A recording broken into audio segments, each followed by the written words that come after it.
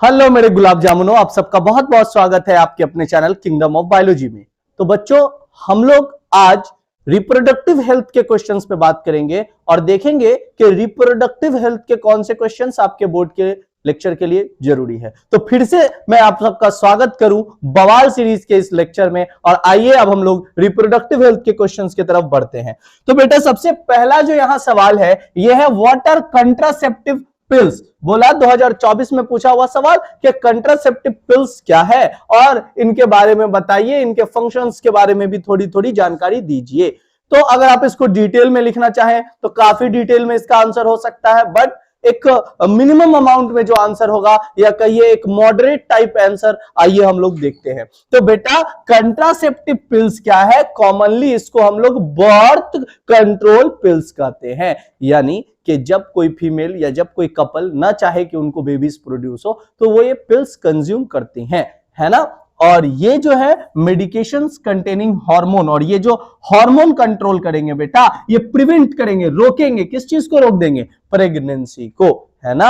अब ये फंक्शन कैसे करते हैं, आइए ध्यान देते हैं। बच्चा बोला सबसे पहला मेन काम भैया ये ओव्यूलेशन को रोक देगा। यानी याद कीजिए, मेंस्ट्रुअल साइकिल में ओव्यूलेटरी फेज पढ़े थे ना, कि ओवरी के अंदर से क्या रिलीज हो रहा था? ओवम, है ना, जिसको हम लोग ओव्यूलेशन फेज बोले थे। इस फेज को रोक देगा। कैसे रोक देगा भाई? तो हार्मोन्स डिस्टर्ब करके, सिंपल सी बात है। तो कहा क्या यहां? They inhibit the release of an egg from the ovary, और जब एग होगा ही नहीं तो फर्टिलाइजेशन के चांसेस है ही नहीं बालक। आगे ध्यान दो। फिर बोला या तो जो सर्वाइकल यानी कि सर्विक्स रीजन था ना, उसके म्यूकस लेयर को बहुत ज्यादा क्या कर देंगे? थिक। थिक का मतलब होता है बेटा मोटा। इतना मोटा कर देंगे कि स्पर्म अंदर एंट्री ही नहीं ले पाए। बे स्पर्म अंदर आएगा ही नहीं तो इसका फ्यूजन संभव है ही नहीं। आगे ध्यान देना बच्चों। फिर क्या बोला?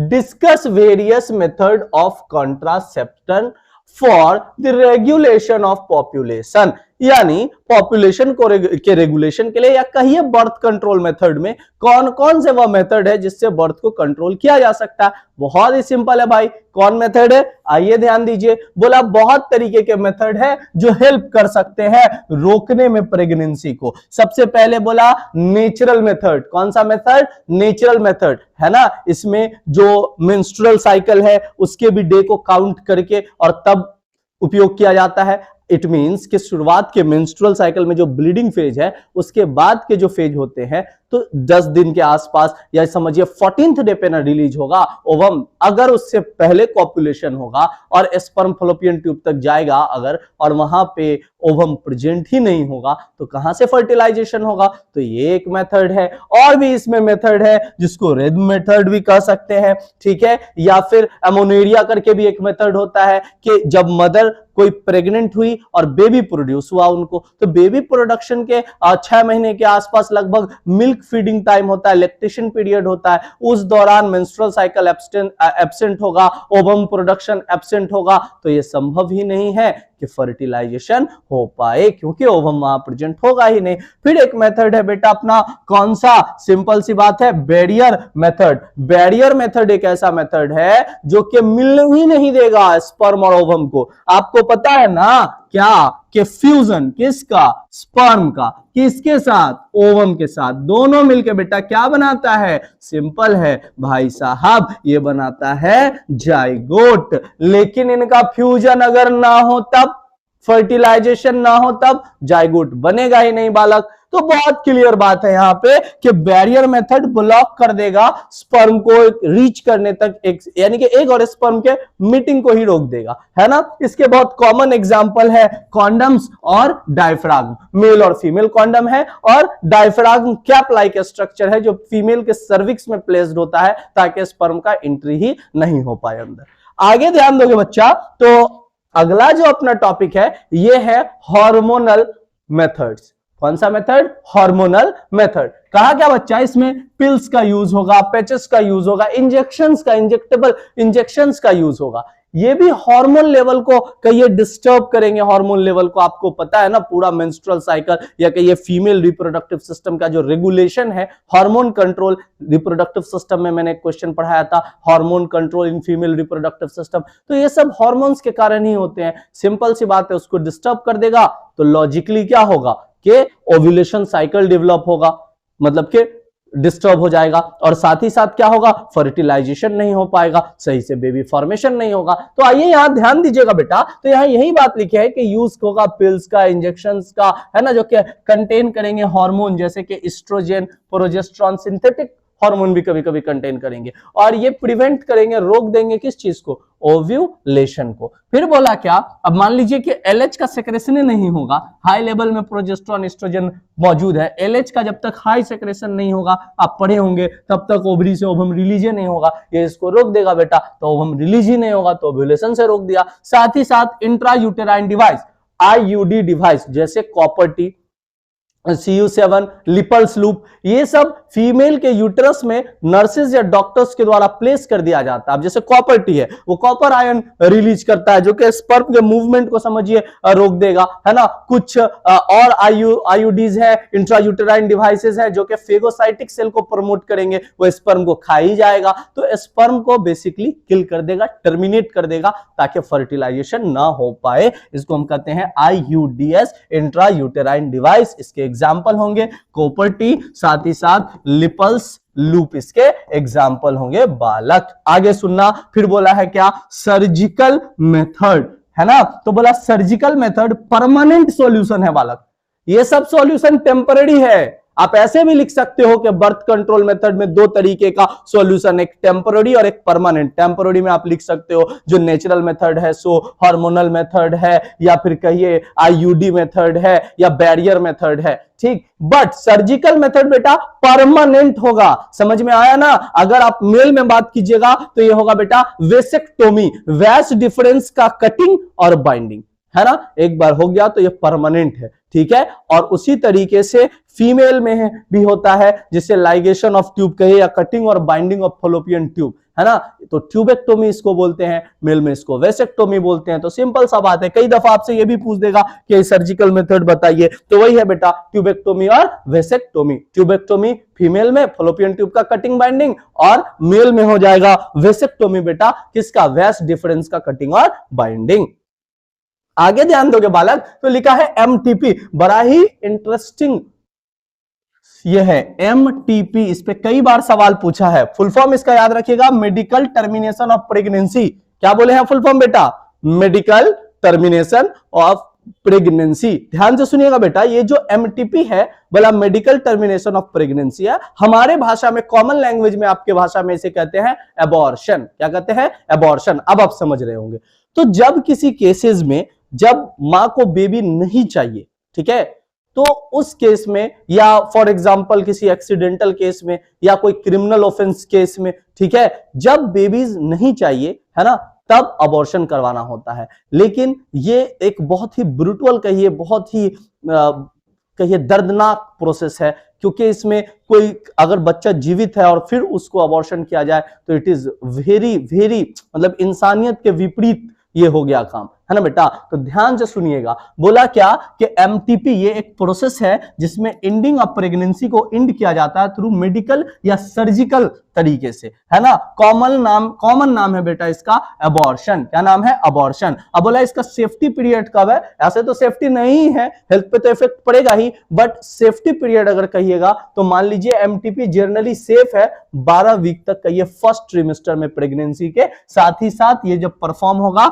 मेडिकल सुपरविजन में होगा। याद रखिएगा, हायर रिस्क है जब इसको 12 हफ्तों के बाद किया जाए, 20 वीक के आसपास तक बहुत कॉम्प्लिकेटेड है, क्योंकि बेबी के शरीर में ऑर्गेनोजेनेसिस शुरू हो चुका होता है, ऑर्गन्स बनना शुरू हो जाता है, तो ये और भी ज्यादा खतरनाक तरीके का प्रोसेस है, ठीक है बेटा। और इसमें पॉसिबिलिटी है फेटल आउटकम का, मदर के जान को भी खतरा हो सकता है, तो बहुत ही केयरफुल्ली परफॉर्म किया जाता है। आप बिलीव नहीं मानोगे बेटा कि 45 से 50 मिलियन MTP परफॉर्म किया जाता है एक साल में। 45 से 50 मिलियन, सोचो कितना हाई नंबर है ना। तो बहुत ही डेंजरस है। और याद रखिएगा 1971 में इंडिया इसको लीगलाइज किया था, बट बहुत सारे सर्टेन कंडीशन के साथ। याद रखिएगा, इस पे बाद में फिर और ज्यादा नियम कानून आए थे, बट 1971 में इंडिया में ये पास हुआ था। और याद रखिएगा 45 से 50 मिलियन एमटीपी प्रत्येक साल परफॉर्म होते हैं, and it is very brutal process. आप बोलिएगा कि अगर सर इथिकल इस पे बात कीजिएगा तो ये एथिक्स में तो नहीं है किसी भी लिविंग ऑर्गेनिज्म को मार देना, बट बेटा बहुत सारे ऐसे कंडीशंस केसेस होते हैं जहां मदर और बच्चे में से किसी एक को बचाया जा सकता है। तो अगर फॉर एग्जांपल क्या बेटा, अगर मदर को चुनेंगे तो फिर वहां पे तो बेबी को डेथ करना ही होगा, या फॉर एग्जांपल एक्सीडेंटल केस में बेबी डेथ ही हो गया ऑलरेडी, या उसको जेनेटिकल कोई इशू हो पहले से, मतलब एबनॉर्मल हो fetus तब, या कोई क्रिमिनल ऑफेंस में, या मदर मेंटली स्टेबल नहीं, या फॉर एग्जांपल उनका मेंटल हालात पागलों जैसा हो गया, तब वो बेबी का केयर नहीं करेंगे, तो उस केसेस में तो बहुत सारा ऐसा केसेस है जहां एमटीपी को परफॉर्म करने दिया जाता है, बट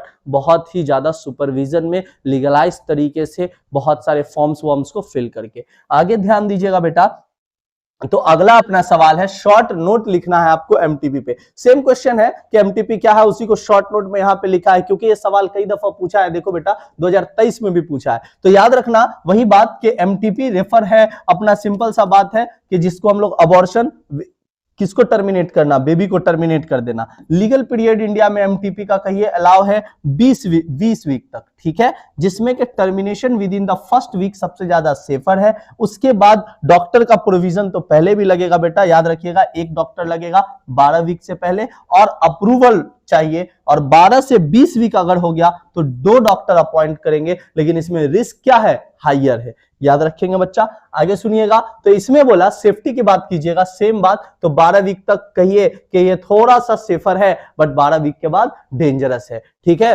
देन आफ्टर पर्पस, तो एमटीपी यूज किया जाता है बहुत सारे रीजंस के कारण, ये आपको लिखना पड़ेगा एग्जाम में, जैसे कि मैटरनल का, मां का हेल्थ रिस्क को लेकर के, कि अगर वो बेबी को जन्म दी तो मां बच नहीं पाएगी, तो उस केसेस में, या बेटा फेटल एबनॉर्मल है, मतलब जो फेटस है, जो बेबी प्रेजेंट है मां के कोख में, वो एबनॉर्मल है। साथ ही साथ पर्सनल चॉइस, अगर किसी का पर्सनल चॉइस है कि बेबी नहीं चाहिए, हालांकि इतना सारा मेथड्स होने के बावजूद भी अगर इस मेथड पे आया जाए तो ये थोड़ा सा तो कहिए निर्दयनीय है, ऐसा नहीं होना चाहिए, ठीक है ना बेटा। ये था अपना एमटीपी, इस पे कोई दिक्कत नहीं ना, इसको हम लोग याद कर लेंगे, है ना। ये जो क्वेश्चंस आप कर रहे हैं, ये शॉर्ट और लॉन्ग दोनों को मॉडरेट तरीके से मिला करके आप दोनों में ही इसको लिख सकते हैं, ठीक। कई बच्चे परेशान हो जाते हैं कि सर मेंस्ट्रुअल साइकिल वहां पढ़ा है तो उसमें बहुत लंबा आंसर भेजे थे सर, नोट्स वाला जो हम लोग सेक्शन लिख रहे थे। तो बालक याद रखना कि वो जमाना गया कि बिहार बोर्ड में एकदम सिंपल क्वेश्चन पूछ देता था, हलवा वाला लिखे आप पास कर गए, नहीं, आप थोड़ा सा क्वेश्चन में ट्विस्ट एंड टर्न भी रहता है, 2-3 सवाल मिला के एक सवाल देता है। तो कई दफा हो सकता है आपसे ये ना पूछ के 2 मार्क्स में पूछ दे कि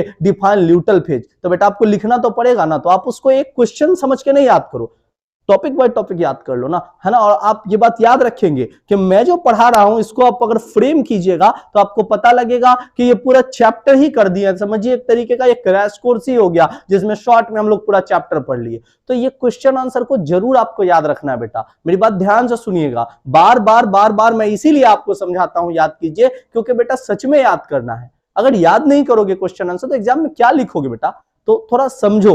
और जरूरी नहीं है जो मैं लिखा हूं वही लिखना है, आप अगर खुद से लिख पा रहे हो तो और बेस्ट है, समझ में आया ना, खुद का आंसर लिखो, ठीक है। और अगर नहीं हो पा रहा है, लास्ट ऑप्शन है, तो मैं तो आपको टेलीग्राम चैनल पे सारे पीडीएफ प्रोवाइड करता ही हूं, इसका भी पीडीएफ प्रोवाइड कर दूंगा बेटा। और सारा काम मैं करके दे रहा हूं, है ना, थाली में समझिए चावल भी दे दिया, चोखा भी दे दिया, दाल भी दे दिया, आपको सिर्फ खाने की दे दिया। मैं थोड़े खिला दूंगा बेटा, खाना तो खुद पड़ेगा, मैं थोड़े तुम्हारा बदला जाके पेपर लिखूंगा, आपको खुद ही लिखना होगा, है ना। और कितना ही समझोगे, इधर उधर के चक्करों से थोड़ा दूर निकलो और थोड़ा पढ़ाई लिखाई करो, ये थोड़ा राइट टाइम है पढ़ने का।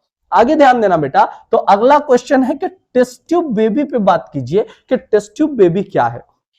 ध्यान से सुनना, बोला क्या, कुछ फीमेल में, या कुछ फीमेल क्या, इसको ऐसे आप समझिए कि जो फीमेल्स, जिन कपल्स को बेबी नहीं प्रोड्यूस हो पाया, और फॉर एग्जांपल उस कपल में जो फीमेल है उनका यूटेरस, ठीक है, या कहिए कोई भी ऐसा प्रॉब्लम है, फॉर एग्जांपल कि कहिए कि कुछ फीमेल में कंसीव नहीं हो पा रहा है, कहिए कि बेबी उनके यूटेरस में ठहर नहीं पा रहा है, तो क्या होगा। तो इसके लिए एक प्रोसीजर है, टेक्निक है, टेस्ट ट्यूब बेबी टेक्निक। इसको मैं अभी आईवीएफ आगे भी पढ़ाऊंगा इन विट्रो फर्टिलाइजेशन में, कि मदर के शरीर से ओवम निकाला जाएगा, पिताजी से स्पर्म लिया जाएगा, मतलब कि हस्बैंड और वाइफ से ले लिया गया स्पर्म और ओवम, और इसको लैब में बेटा, लैब में, ठीक है, लैब में फ्यूज करा के जायगोट बनाया गया।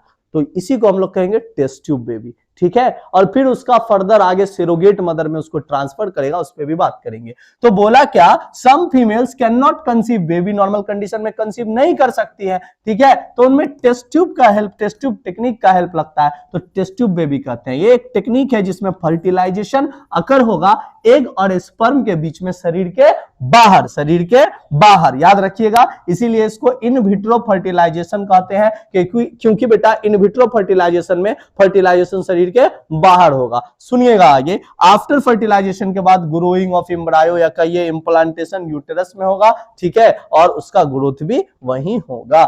आगे ध्यान सुनिएगा, तो कहा क्या, delivery of baby occurs as a normal delivery. ऐसा नहीं है कि टेस्ट ट्यूब बेबी लैब में बनेगा, पूरा बेबी लैब में ही प्रोड्यूस होगा, ना ना, बाद में उसको फिर यूटेरस में प्लेस्ड कर दिया जाता है, तब ना वो मदर बॉडी से जुड़ेगा और आगे फिर उसका डेवलपमेंट होगा बेटा, ठीक है। तो यही बात बोला, तो कंसीव तो वुमेन बॉडी के अंदर ही ना करेगा, तो यही बात लिखे है। So the test tube baby term that refers to a child that is conceived outside the women's body, मतलब उनका जो फर्टिलाइजेशन का प्रक्रिया हुआ है वो शरीर के बाहर हुआ है, ठीक है। आगे तो आगे सुनो, है ना, तो क्या कहा यहां कि describe gift technology in brief, बोला गिफ्ट टेक्नोलॉजी को समझाइए।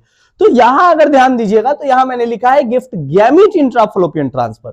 एक्चुअली आप इसको इस तरीके से समझिए, क्या बोला कि दो आपका जो इनफर्टिलिटी के कारण आर्ट जो टेक्निक है बेटा अपना, ART असिस्टेड रिप्रोडक्टिव टेक्निक, है ना, तो इसमें दो सेक्शन आते हैं। एक अपना आता है बेटा इन विट्रो, ठीक है, और एक टेक्निक है अपना इन विवो। ध्यान से सुनिएगा बेटा यहां मेरी तरफ। तो बोला इन विट्रो में आता है सबसे पहले अपना ZIFT जाइगोट इंट्राफैलोपियन ट्रांसफर, और एक आता है IUT इंट्रा यूटेराइन ट्रांसफर। मैं ये पूरा समझा ही देता हूं आपको। और इन विवो में अगर आप ध्यान दोगे बालक, तो इन विवो में आता है आपको क्या क्या, तो पहला आपको आ जाएगा बेटा, एक सेकेंड, यहां पे GIFT गिफ्ट, और दूसरा आ जाएगा अपना आर्टिफिशियल इंसेमिनेशन। सुनिएगा मेरी बात और ये सब टॉपिक को समझिए। कहा इन विट्रो में ZIFT, ये भी पूछता है एग्जाम में, तो बोला जाइगोट इंट्राफैलोपियन ट्रांसफर। एक्चुअली में इन विट्रो जब फीमेल शरीर के बाहर फर्टिलाइजेशन की प्रक्रिया परफॉर्म की जाए, जो टेस्ट ट्यूब बेबी में बोले आपको, तो इसमें क्या होगा कि फॉर एग्जांपल मान लीजिए कि जो फर्टिलाइजेशन की प्रक्रिया है, कौन सी प्रक्रिया, फर्टिलाइजेशन की प्रक्रिया, ठीक है, ये होगा शरीर के बाहर। क्यों होगा भाई साहब शरीर के बाहर, उसका भी एक खास रीजन है, क्योंकि मदर का, फॉर एग्जांपल मान लीजिए कि मदर का जो कंडीशन है यूटेरस का, वो तैयार नहीं है बेबी कंसीव करने के लिए, या वहां नहीं बेबी ठहर पा रहा है, तो यहां क्या किया जाएगा, मां से लिया जाएगा ओवम, पिताजी से स्पर्म, दोनों को बाहर किया जाएगा, फ्यूज यानी कि जाइगोट बनाया जाएगा। अब जाइगोट अगर जाइगोट से थोड़ा 2-4 सेल स्टेज बढ़ भी गया, तो जाइगोट के आसपास के स्टेज का है, और इसको ट्रांसफर कर दिए सेरोगेट मदर पे, कोई दूसरी मां, ठीक है, जो कि रेडी हो, कोई दूसरी फीमेल अपने यूटेरस में ये बच्चा कंसीव करने के लिए, तो ये कहला जाएगा ZIFT गिफ्ट। इसी में है IUT, अगर सेम प्रक्रिया से हो, बस दिक्कत ये होगा यहां कि ये 8 सेल स्टेज के ऊपर चला गया हो, समझ में आया ना, यानी कि इसका सेल स्टेजेस बढ़ गया हो, तब इसको सीधे यूटेरस में प्लेस किया जाएगा। वैसे भी यहां देखो जाइगोट इंट्राफैलोपियन ट्रांसफर, फैलोपियन ट्यूब में, यहां पे IUT इंट्रा यूटेराइन ट्रांसफर, समझ में आया, तो उसको हम लोग बोलेंगे इंट्रा यूटेराइन ट्रांसफर। हम लोग इस क्वेश्चन पे थे कि GIFT गिफ्ट किसको बोलते हैं, यहां बोला गैमिट इंट्राफैलोपियन ट्रांसफर, मतलब गैमिट का ट्रांसफर, अर्थात किसी फीमेल में फॉर एग्जांपल ओवम सही से नहीं प्रोड्यूस हो रहा हो, या किसी भी कारणवश फर्टिलाइजेशन अंदर नहीं हो पा रहा हो, तो किसी दूसरे फीमेल का ओवम लिया जाएगा, ठीक है, और स्पर्म लिया जाएगा पिताजी का, और फिर उसके बाद वहां पुट कर दिया जाएगा, कहां, फैलोपियन ट्यूब में, जो भी फंक्शनल फैलोपियन ट्यूब है वहां फर्टिलाइजेशन हो जाएगा। तो इस प्रक्रिया में फर्टिलाइजेशन शरीर के अंदर होता है बेटा, कहां होता है? शरीर के अंदर। तो इसे हम कहते हैं गिफ्ट, GIFT, गिफ्ट। समझ में आया? और AI यानी कि आर्टिफिशियल इंसेमिनेशन में क्या होता है? ये वो AI आर्टिफिशियल इंटेलिजेंस वाला नहीं है बेटा। AI मतलब आर्टिफिशियल इंसेमिनेशन। तो बालक यहां क्या होगा? यहां तो और सिंपल प्रक्रिया है। बोला कि अगर फादर का स्पर्म यानी कि जो हस्बैंड है उसका स्पर्म सही से काम नहीं कर रहा हो तो स्पर्म किसी डोनर से लिया जाएगा और उसको प्लेस कर दिया जाएगा या कहीं डाल दिया जाएगा फ्लोपियन ट्यूब में और नॉर्मल प्रक्रिया से वहां क्या हो जाएगा? फर्टिलाइजेशन हो जाएगा। तो इसे हम बोलेंगे आर्टिफिशियल इंसेमिनेशन। क्या बोलेंगे? Artificial insemination. Full stop. समझ में आया बालक? तो इस पूरे सवाल को आपको याद करना है, समझना है, लिखना है और कृपया कर खुद पे एहसान करो मेरा भाई और पढ़ना शुरू करो। अगर आप नहीं पढ़ोगे तो सिंपल बात यह है बालकों और बालिकाओं कि आप लोग कर जाइएगा फेल। इसीलिए क्वेश्चन आंसर कीजिए याद। और ये मैं डर नहीं दिखा रहा हूं, ये फैक्चुअल बात है ना बेटा कि क्वेश्चन आंसर तो याद करना पड़ेगा ना। तो इस क्वेश्चन को लिखिए और सबसे बेहतर है कि खुद से लिखिए। तो वीडियो पसंद आया हो तो जरूर लाइक करें, चैनल को सब्सक्राइब करें और ज्यादा से ज्यादा शेयर करें। धन्यवाद।